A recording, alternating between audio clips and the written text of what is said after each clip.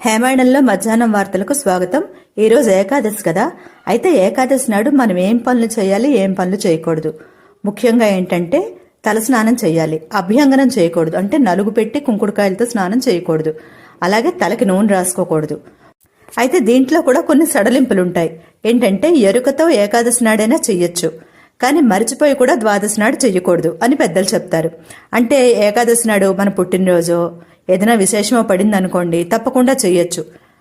కానీ చాలా గుర్తు పెట్టుకొని ద్వాదశి నాడు మాత్రం అస్సలు అభ్యంగనం చేయకూడదు అంటారు మరి పెద్దల మాట ఇది. అంతేకాదు ఏకాదశి నాడు ఖచ్చితంగా ఉపవాసం చేసి తీరాలి. అలాగని కటిక ఉపవాసం ఉండకూడదు. ఒక ప్రసాదంగా ఎంతో కొంత ఒక కణస్వీకారమైనా చేసి లేదా ఒక పండైనా తీసుకొని ఉపవాసం చేయాలి. అయితే నేను విశేషమైన ఏకాదశులు తప్ప నెలలో వచ్చే 2 ఏకాదశులకి ఉపవాసం చేయడమే లేదండి. అయ్యో పాపం తినలేదు అన్న విషయం మీదే దృష్టి ఎక్కువ ఉంటుంది కాబట్టి.